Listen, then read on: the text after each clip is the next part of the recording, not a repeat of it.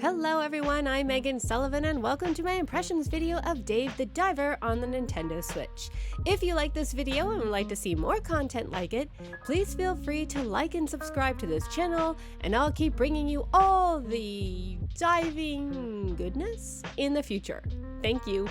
Okay, so ever since its initial release back in 2022, I have heard nothing but good things about Dave the Diver, a 2D pixel adventure that's part underwater exploration, part crafting simulator, and part time management game. I happen to like all three genre types, but put them together and you have my attention. But despite that enticing mix of genres and the glowing reviews, I just didn't have the time or inclination to check it out. Well, until now, that is. Dave the Diver is coming to the Nintendo Switch and a demo is currently available, which is great because in this insanely crowded year for video games, I don't have a lot of time to waste on games I may or may not like. So demos are always welcome. And I will say that I enjoyed this demo, but that enjoyment comes with a couple of serious caveats. One has to do with its ridiculously short length, and the other has to do with the Nintendo Switch port itself. It has a few problems. So let's talk about that. But first, let me dive into the good stuff. To start, I love the narrative premise. The story revolves around an affable dude named Dave. There's nothing magical about Dave. He's as average as you can get. He doesn't rock an 8-pack, he isn't super brainy, he isn't super brawny, he isn't even all that ambitious. He's just a chill, average dude who likes deep-sea diving, drinking soda, and eating fish. One of us, really. And I think that's what makes him so relatable. What's funny about Dave, though, is that he has this strange penchant for attracting the quirkiest characters. Take his buddy Cobra, for example. Yes, his name is Cobra, and he looks like a dude who would call himself Cobra. He's got the tats, the loud Hawaiian shirt, and sunglasses that never come off, even at night.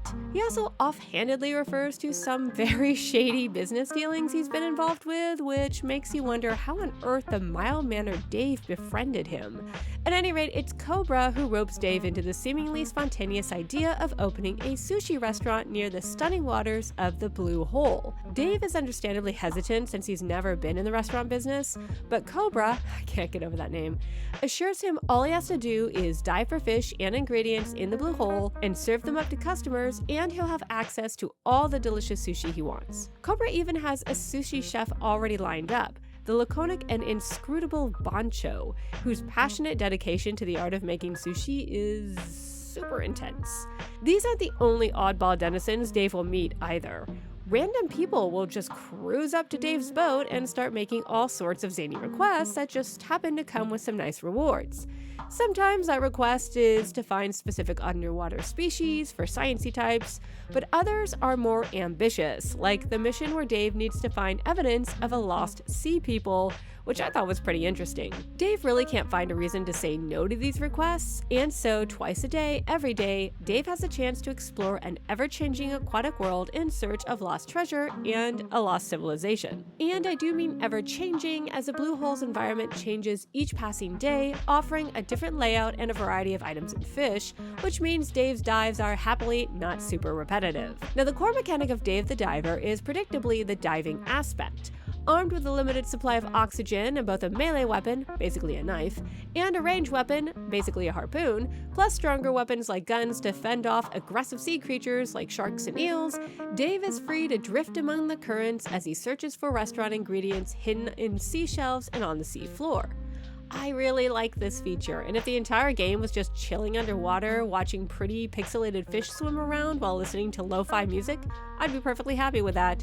But netting fish and underwater ingredients is also a lot of fun. Catching fish near or far requires a simple turning in the right direction, aiming your weapon, and firing away.